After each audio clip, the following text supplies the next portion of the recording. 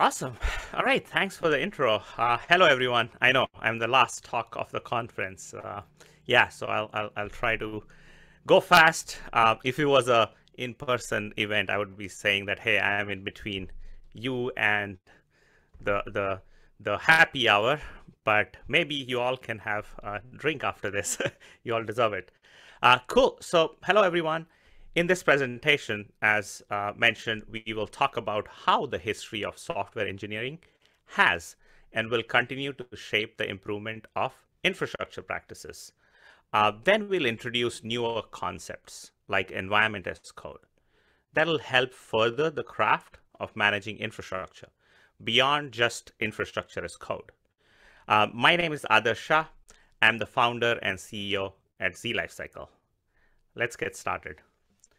So we as industry, right, software industry, has always learned from other industries. Like waterfall, who remembers waterfall? Came from construction. You plan things ahead of time and you build things on top of that, and everything was like, planning ahead of time, and then you never know by the time you actually start implementing, things have changed. So that didn't work. But we learned from construction.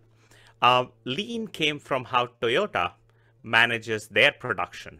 And we are learning how to handle software incidents from airlines industry. So the reason I'm mentioning that is we have always learned from other industries.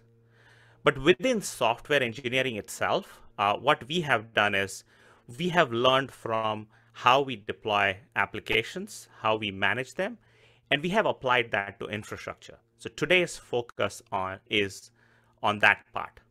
So we will go down the memory lane, look at some of the key practices and tools that we have come across along the way. And then I will try to relate that to how that has helped us manage infrastructure. All right, so first one will be version control. Who remember the days when our code, the latest code that we deployed to production, was on someone's machine, right? We didn't have any version control. We didn't have any auditing. It was very difficult to work within a team because we didn't know, right, where the latest code is. So around 1970s is when we started using version control. Then we'll look at deployment pipelines, which helped us have predictable builds and deploys. Again, providing auditing for deployments. We were not running scripts from our own machines to deploy stuff or copying stuff manually. So around 1991 is when we started using that. So we'll look into that, and then we'll look at how that applies to infrastructure. And then microservices. Around 2005, we realized that breaking these big monolith applications into smaller microservices helped us go faster. It reduced feature lead time and helped us in a lot of ways. But it also added complexity, right? The deployments were complex and stuff like that. That's where we found containers, right? So containers or package managers like Helm and Customize helped us deploy these things better and package things better in more cloud native world, right? So that was around 2013. And then came Kubernetes. Around 2014, we started using Kubernetes. That became the de facto container orchestration system, and that helped us deploy more, have more predictability and have this control loop that helped us kind of fix the issues if there were. And then lately, around 2017, we started using GitOps to deploy stuff, right? To deploy stuff to Kubernetes, and then tools like Argo CD and Flux came that help us do that in an easier way. So for those who don't understand what is GitOps, I'll go into detail later. But I just wanted to jog through the memory lane and talk about some of these key things that we have done in software engineering. So now let's go through each one and kind of talk about each of them and how it applies to infrastructure. But before I do that, I'm going to just quickly spend 30 seconds on infrastructure as code. I'm sure you all know what infrastructure as code is. It helps us automate provisioning of infrastructure resources. It is one of the key DevOps practices that enables teams to deliver infrastructure rapidly and reliably. So we started using infrastructure as code, right? What that helped us, right, before version control became ubiquitous, right? Determining the latest version of the application might be a matter of asking what code is on an engineer's local machine, like I mentioned earlier. We realize this is unreliable, error prone, and makes collaboration difficult. So version control has allowed application code to scale and engineers to collaborate better. Now, when infrastructure as code came along, we had that ability, right? So before that, we used to manage infrastructure manually, long after application code left those days. Whether we used to go to a cloud provider's UI or, run some command line stuff or even manually do stuff, copy things from machines.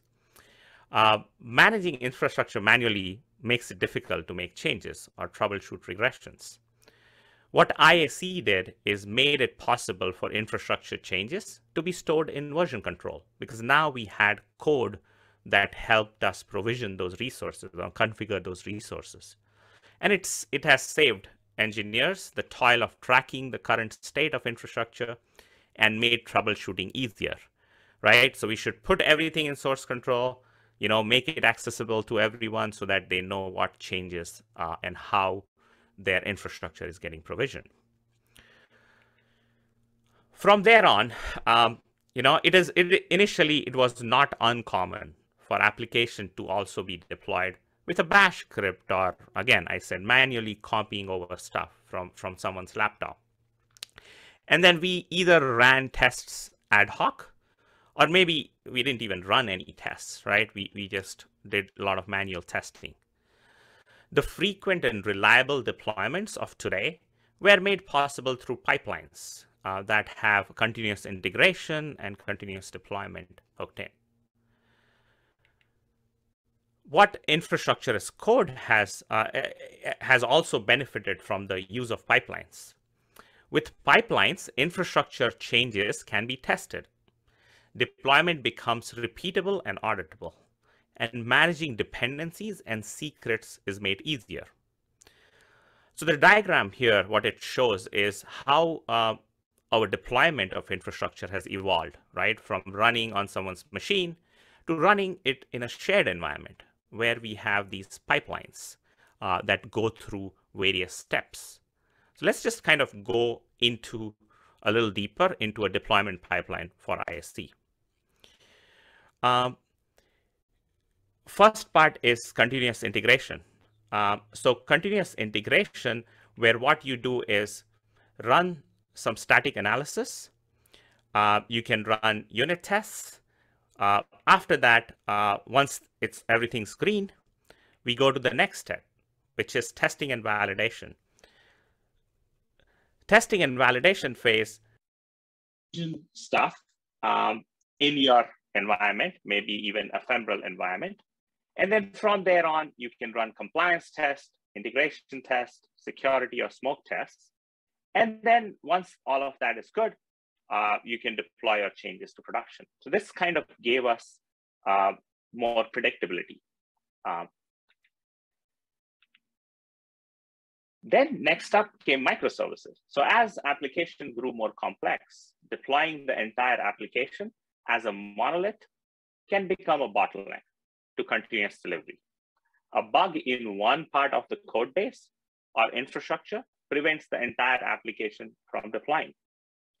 Domain logic and tech stack decisions are often tightly coupled throughout the code base. Teams began breaking the monolith applications into smaller, self-contained components or microservices that could be managed and released independently. So this helped us kind of go to production faster, right? So let's say here's an example where you have a monolith application, let's say a retail website, then you can break into smaller microservices that might have your product service, your checkout service, your payment service, and so on. Your UI also is a separate deployment. Similarly, with infrastructure as code, we usually start with a monolith ISE. So let's say if you're using Terraform, you can have everything in a single Terraform, run it same every time, right? And that'll provision all of your infrastructure. But that became complex, right, as you scale. And it's hard to maintain because you now have a lot of various things that you want to provision. So usually what we started doing is we started breaking our ISE into smaller ISE runs. Like networking would be a separate Terraform, you run it, and then once you have networking, you would run your Kubernetes cluster Terraform or EC2 or Postgres, and then from there on, you would run the next. So breaking ISE into loosely coupled components made it easier to understand and maintain it. So this has been working great, right? Actually, no, because as we started scaling stuff with infrastructure, we started having other problems, right? So ISE is a powerful and crucial tool. However, if you have ever managed many divergent environments like this one with existing tools, you know there is still a long road ahead in improving developer effectiveness with infrastructure. As you can see in the diagram here, it has a lot of various pieces that you need to bring together to build a logical environment, right? An environment which you can use to deploy your applications, run them, test them, and you know, serve production traffic. So what we started doing is to provision an environment like that, we started hand-rolling pipelines, right? So we wrote all these pipelines, but we had to write a lot of logic, all these complex dependencies, right? It could be running your networking Terraform first, and then you would wait for that to finish and then run the next Terraform, which might be EKS, and then provision your database separately. So while your infrastructure code is declarative and idempotent, which means you can run it as many times, it will give you the same result. These pipeline code are not. They are not declarative. There's a lot of logic, if else here, and all this lot of custom code to provision an environment made it complex. So for example, in the previous stuff, what we mentioned is networking, and then you have your Kubernetes, this, that, all of that takes a lot of logic to be written in these pipelines. So as you can tell, these options are inefficient, costly, and typically requires a dedicated team. So next up, what I want to talk about is how do we think beyond infrastructure as code? What are the practices we can start using that can help us to build on top of infrastructure as code? I'm not saying replace infrastructure as code because it's been great, but we need other things on top to help us do these things even better. And that's where we will look at the right side of this history and look at how we can use these containers or package managers or Kubernetes and GitOps with infrastructure. To do that, I'm going to introduce something that we are calling environment as code. So what environment as code is an abstraction over infrastructure as code that provides a declarative way of defining an entire environment, an environment that we saw earlier, right? Something like that. It also works well with a control plane that manages the state of entire environment. And we'll look at a diagram next up. And that control plane manages all these various dependencies. It detects any drift between the desired state and actual state, and it enables reconciliation. And it also supports best practices like loose coupling, idempotency, immutability, etc., for the entire environment. So what EAC, environment as code, does is it allows teams to deliver entire environments rapidly and reliably at scale. So let's look into the first bit here on the right side, which is containers. So as the adoption of microservices made managing individual services easier, it also added complexity to application dependencies. Managing dependencies between various microservices can put even the most robust continuous delivery pipeline to test.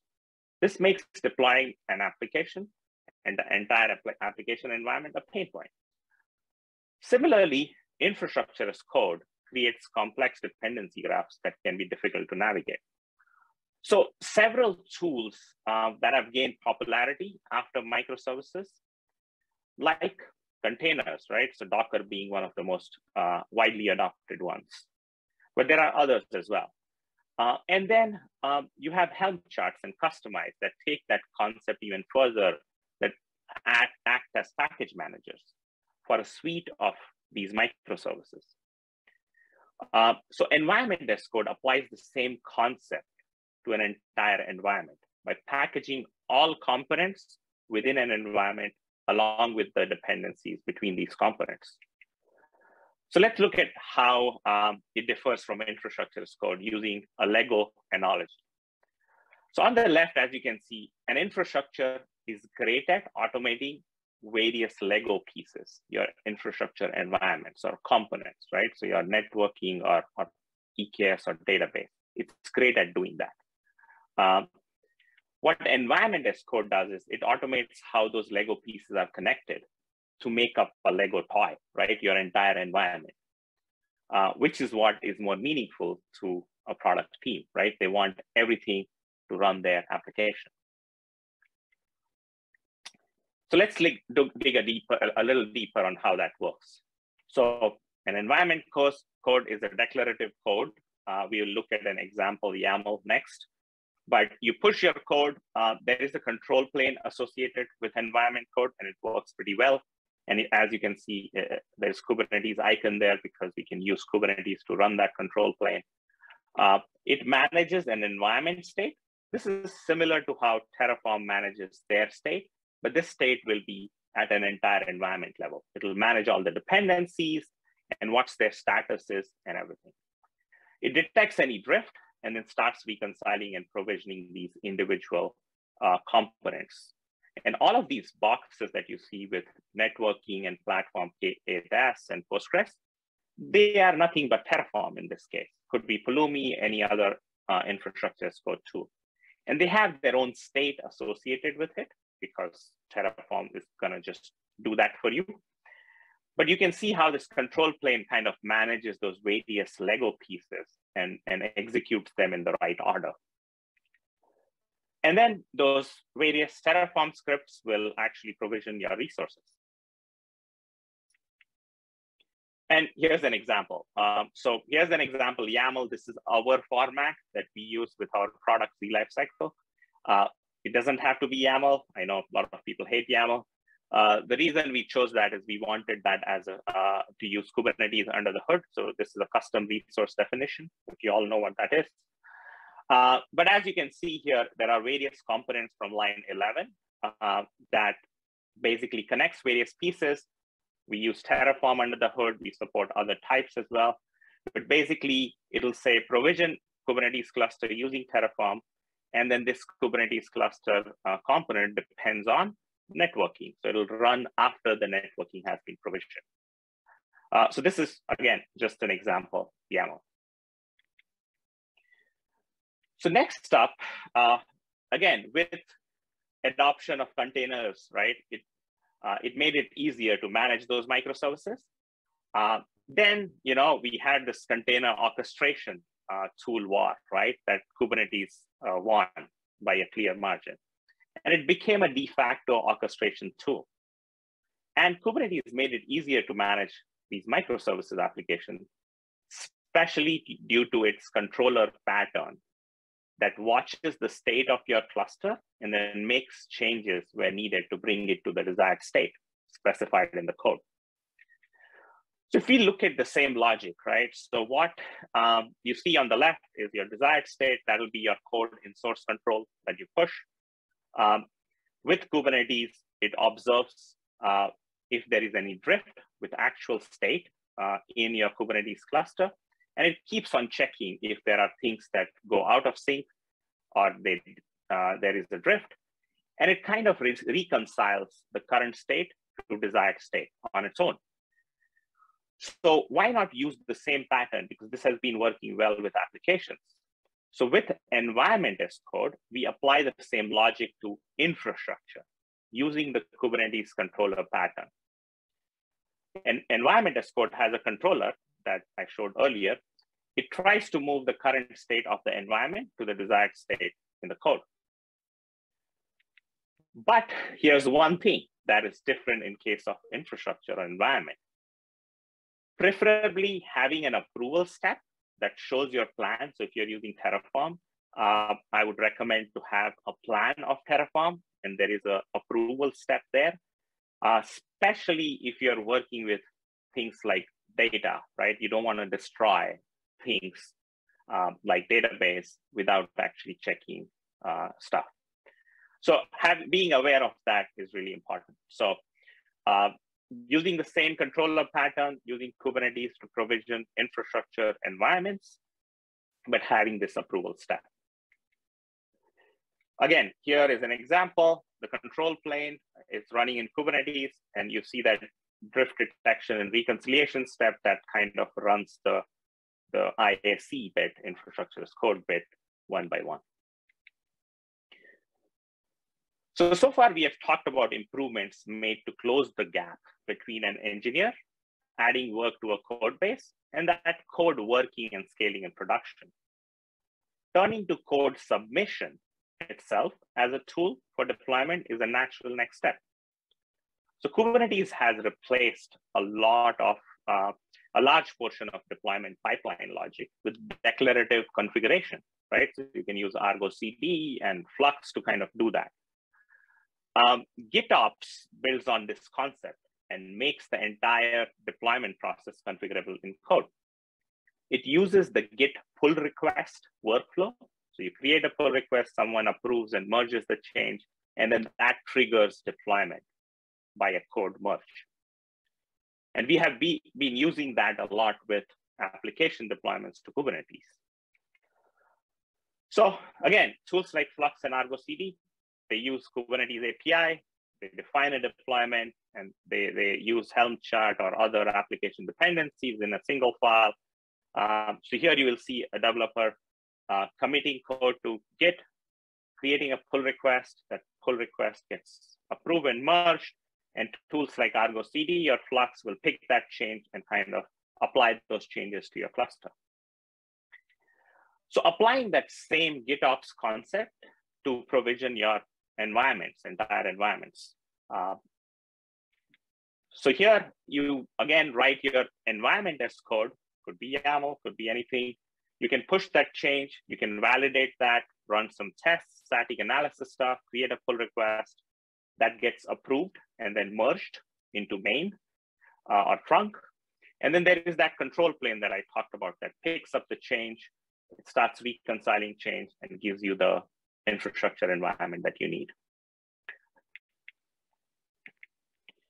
So the software industry has made great strides in improving software engineering. We looked at a lot of these practices. I'm hoping that this talk helped demonstrate how we can continue to build on existing software engineering practices to achieve similar gains in productivity and performance with respect to managing infrastructure. Infrastructure as code has already piqued the interest of many teams.